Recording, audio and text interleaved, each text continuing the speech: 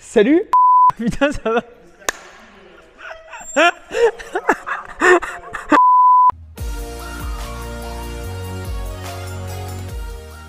Amis Porschistes, aujourd'hui je vous retrouve pour un très gros projet mécanique 100% Porsche. Ceux qui suivent sur Instagram le savent. Il y a quelques temps, nous avons reçu cette 997 phase 1 Carrera 2 afin de la remettre en état de rouler. Alors, comme c'est un travail sur plusieurs jours, j'ai découpé la vidéo en plusieurs étapes. Je pense même que l'épisode sortira en 2 vidéos, mais ça, au moment où je vous parle, c'est pas encore décidé. D'ailleurs, au moment où je vous parle, je ne sais pas exactement dans quel ordre vont se dérouler les étapes, puisque cela dépend tout simplement de l'ordre d'arrivée des pièces. Cependant, nous allons commencer avec un gros entretien qui, pour rappel, comprend le remplacement des bougies, le contrôle des bobines, le remplacement des filtres, la vidange et les points de contrôle. Nous allons également changer le condenseur côté droit ainsi que le support métallique de l'ensemble du bloc radiateur qui a été abîmé lors du choc. Nous allons également changer les 2 ceintures avant, plus les 2 amortisseurs avant, ce qui est indispensable. Après, nous allons aussi nous occuper des caches plastiques, donc pare-boue, cache inférieure, tout ce qui est abîmé à ce niveau-là. Après, il va aussi y avoir un passage en géométrie et un passage en carrosserie, comme vous pouvez le voir par exemple sur ce bas de caisse, avec le changement des disques et des plaquettes avant pour qu'elles soient enfin 100% opérationnelles. Sachez que c'est un travail très long et j'essaye de vous résumer les étapes les plus importantes et les plus intéressantes à vous montrer en seulement quelques minutes de vidéo. C'est pourquoi je vais passer assez vite sur certains éléments. Par contre, si vous souhaitez en savoir plus sur certaines choses, n'hésitez pas à nous le faire savoir dans les commentaires et puis on y répondra ou alors on reviendra sur un sujet vidéo spécialement dédié à ça. Sur ce, c'est parti!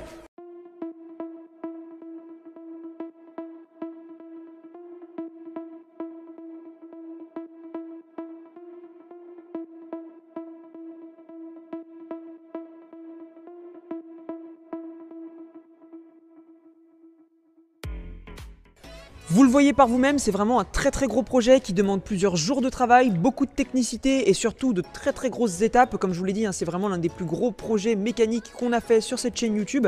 C'est pourquoi je vous montre les étapes vraiment essentielles et surtout le fait qu'on ait déjà démonté certaines choses comme par exemple les 2 demi-trains, les pare-boues, le pare-choc avant qui est juste ici ou encore les feux avant. Bien sûr, comme vous le constatez, il y a vraiment pas mal de travail en carrosserie, notamment avec ce bas de caisse par exemple. Et puis, quand je vous parlais du fait qu'il va falloir remplacer les jantes, eh bien, je ne vous mentais absolument pas. J'ai absolument trop hâte de partager tout ce projet avec vous. Allez, direction la révision. Pour le gros entretien, je ne vais pas tout vous montrer, pour ça je vous renvoie à la vidéo de la 997 Turbo dans laquelle vous avez toutes les explications détaillées. Cependant, je vais quand même vous montrer le remplacement d'une des 6 bougies parce que c'est une des étapes les plus importantes. Donc l'étape numéro 1, ça va être de dévisser le pare-chaleur qui se situe juste ici. Maintenant, on est en train de dévisser la bobine, on défait la connectique et après t'as plus qu'à la retirer. Ensuite, on dévisse la bougie et après on n'a plus qu'à la ressortir. Là, vous avez l'ancienne et juste ici la nouvelle qui va venir la remplacer. Je ne sais pas si vous vous souvenez, mais là, comme on l'a fait, avant de remplacer la nouvelle bougie, il faut bien la badigeonner de graisse cuivrée. On n'a plus qu'à la glisser dans son emplacement, juste ici. Le serrage au couple. Par la suite, vous remettez la bobine, le cache-poussière sur la connectique et puis votre bougie est remplacée. Bien sûr, sans oublier de resserrer la bobine. Pour cette nouvelle étape, on va remplacer le condenseur du radiateur ainsi que son support qui a été endommagé lors de l'accident. Et pour rappel, donc vous avez le ventilateur juste ici, le radiateur et ici le condenseur. Pour ce fait, on va devoir désassembler tous les éléments afin de pouvoir remplacer les 2 pièces.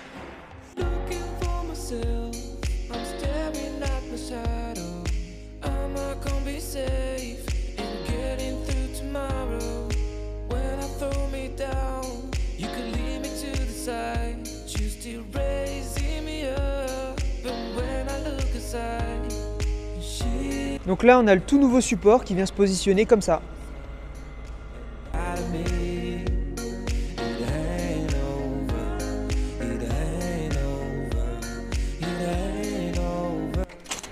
Le tout nouveau condenseur. C'est vrai que par rapport à l'ancien, il y a quand même une sacrée différence où par exemple juste ici on a un trou et là un tout neuf.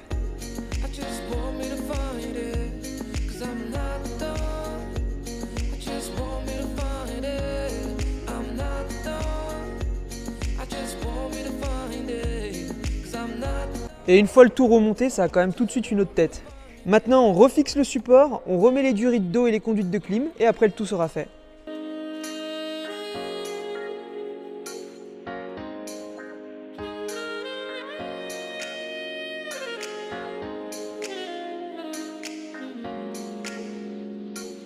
Et bien sûr, avant de reconnecter les conduits de clim, il faut bien penser à changer les petits joints juste ici qui permettent l'étanchéité.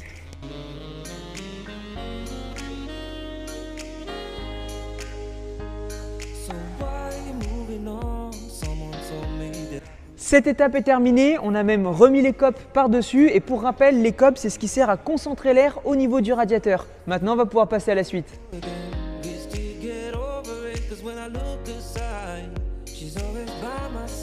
Et pour l'autre côté, on change complètement tout le bloc radiateur. En fait, on reçoit l'ensemble du bloc radiateur séparément et on le réassemble. Donc là, vous avez le radiateur, derrière les copes, encore derrière le ventilateur. Ici, il y a le support et on réassemble le tout avant de le repositionner comme pour l'étape précédente. Comme pour tout à l'heure, une fois qu'on l'aura entièrement réassemblé, on va venir le reconnecter ici avec notamment les durites d'eau.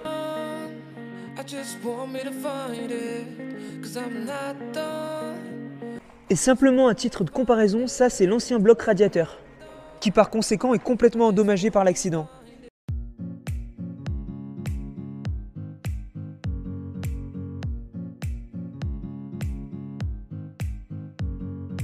Bon, quelques jours sont déjà passés, on a vraiment bien avancé dans les étapes, on a reçu d'autres pièces. Maintenant, on va s'attaquer à une des parties qui est selon moi l'une des plus intéressantes, le changement des amortisseurs. Ici, vous avez un amortisseur tout neuf. Alors, on a acheté des nouveaux amortisseurs. Par contre, on va conserver le ressort des anciens parce qu'ils sont encore en bon état. Donc, on va démonter le ressort de l'ancien pour le mettre sur le nouveau. Et au final, ça nous donne ça sur cet amortisseur qu'on a déjà démonté.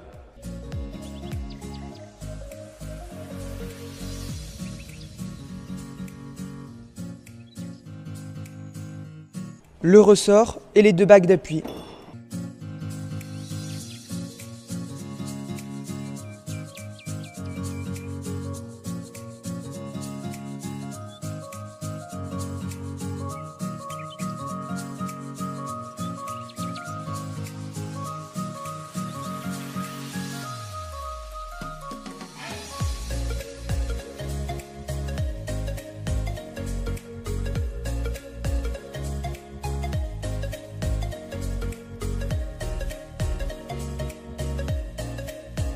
Le ressort est entièrement prêt, donc on voit vraiment la différence et surtout la petite pièce maîtresse qui permet de maintenir l'ensemble.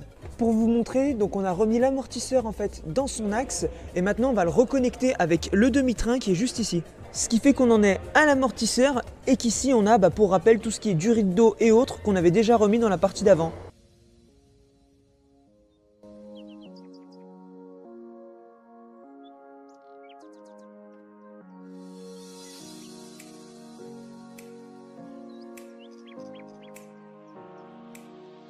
Ici, la vis qui permet de le maintenir, et ici, je ne vous l'avais pas montré, je vous en avais parlé au début, mais le disque tout neuf.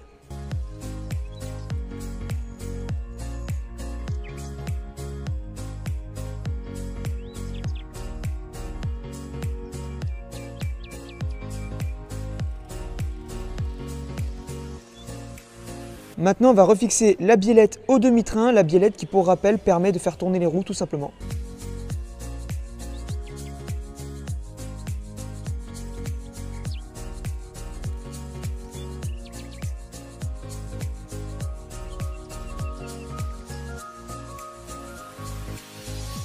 Là, les deux écrous en fait de l'étrier, on vient de les serrer au coude, donc avec les deux coups, les deux fameux coups de la clé dynamométrique. On est en train de remettre le faisceau du moyeu avec la connectique du témoin de frein et le capteur ABS.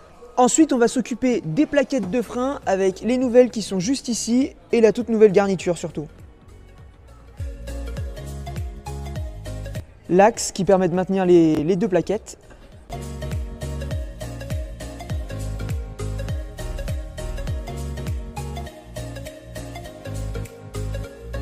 Et on fait attention à ne pas oublier la petite goupille qui permet de maintenir l'axe pour pas que ça ressorte. Le témoin de frein, donc qui permet en cas d'usure de donner le signal à la voiture et d'allumer le voyant. Et voici le demi-train qui est enfin entièrement remonté dans sa globalité.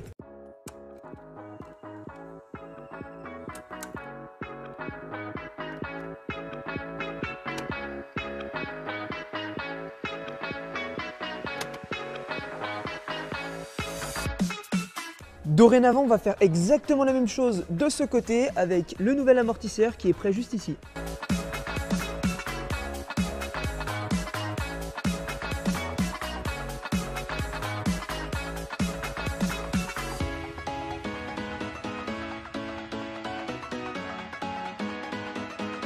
Ce que je vous expliquais, c'est que les deux trains avant ont été remontés, donc gauche et droite. Maintenant, on va remettre en place les ceintures de sécurité avant, juste ici. Donc il y en a une qui a déjà été remise en place et je vais vous montrer comment on va s'y prendre pour remonter celle côté passager.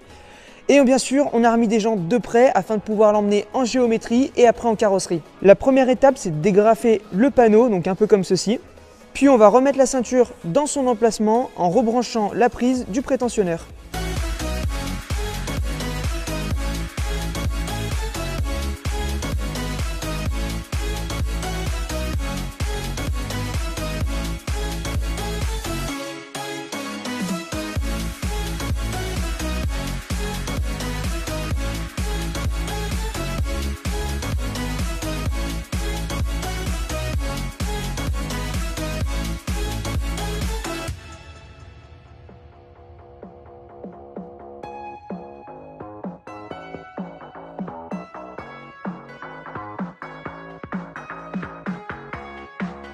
La ceinture est enfin remontée, donc vous avez pu assister au procédé avec le panneau qui a été enfin remis en place, puis après les caches accessoires afin de rendre ça comme c'était d'origine. Maintenant on va pouvoir l'emmener en géométrie et bien sûr avant ça on va rapidement remettre le siège avant et puis après je vous montrerai le passage en carrosserie avec bien sûr quelques explications puisque ça va être fait ailleurs. Il va devant, là, par là, voilà, fais coucou maintenant. Fais coucou, coucou Gauthier. Donc là on a la voiture qui vient d'arriver en géométrie, je vais vous montrer quelques petites images et surtout vous donner 2-3 explications de comment se passe la géométrie d'une façon assez simplifiée.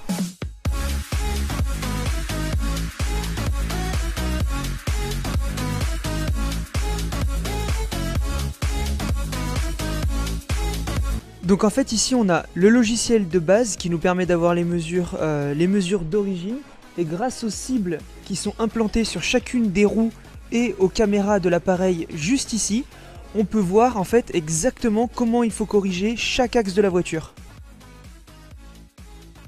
Suite à la géométrie, la voiture est partie en carrosserie, une étape que je voulais absolument vous filmer, ça me tenait à cœur. Malheureusement pour ceux qui suivent sur les réseaux sociaux, j'étais en formation la semaine où la voiture est partie en carrosserie. Je n'ai donc pas pu vous filmer cette étape.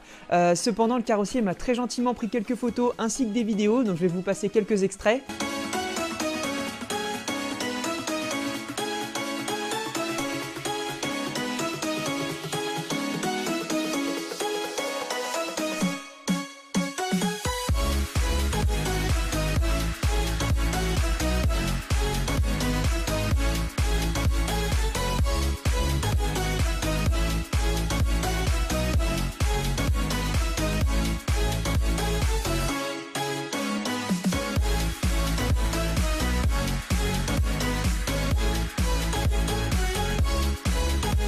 Honnêtement, je trouve qu'il a fait du super travail, je vais aller vous montrer ça tout de suite. Et bien sûr, cette étape nous permet d'enclencher la suivante, qui va être de remonter toutes les parties restantes de la voiture, à savoir tout ce qui est cache plastique, pare-choc, phare, tout ce qui est accessoire au véhicule.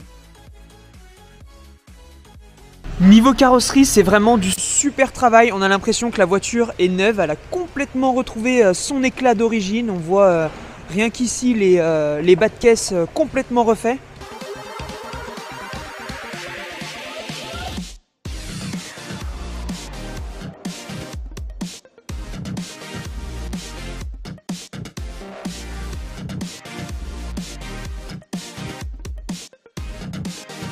Bref, maintenant on passe à l'étape suivante. Le pare-choc tout neuf qu'on va venir apposer sur l'auto.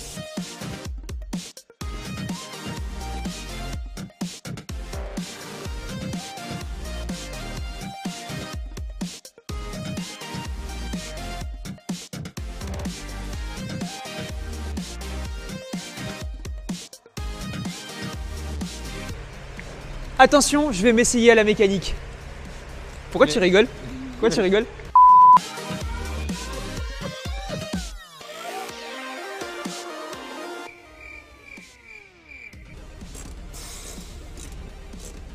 Mon père il va pas y croire quand il va voir que je fais de la mécanique. Il va dire mais non, toi qui es absolument pas manuel, tu fais de la mécanique, j'en reviens pas. En vrai je sais même pas changer un pneu de vélo et ça par contre c'est pour de vrai. Les répétiteurs des clignotants.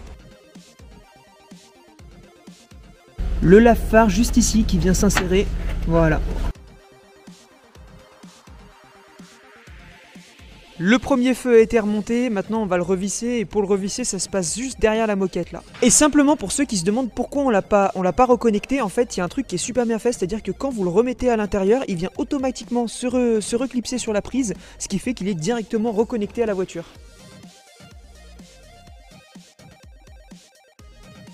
Le premier pare-boue côté gauche.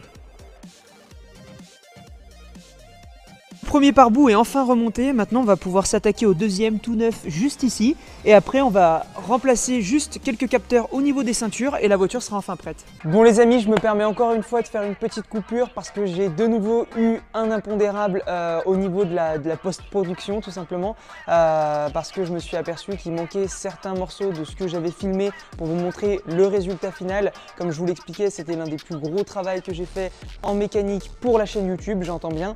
Donc je n'ai malheureusement pas pu retrouver les derniers rushs finaux afin de vous montrer ce résultat, donc je suis absolument dégoûté. Mais bon, vous avez pu le constater par vous-même, le résultat a été carrément satisfaisant, la voiture a complètement retrouvé l'éclat du neuf, elle est prête pour avoir, j'ai envie de vous dire, une deuxième vie. J'ai grandement apprécié le fait de participer à ce projet, c'était une belle expérience et encore une fois ça m'a appris pas mal de choses en termes de mécanique. J'espère que vous aussi ça vous a plu. Encore une fois j'insiste, s'il y a des étapes sur lesquelles vous voulez que je revienne, et bien ça sera le sujet d'une prochaine vidéo. Mais en attendant je vais devoir conclure là-dessus et je vous dis à très vite dans une prochaine vidéo. Portez-vous bien, ciao!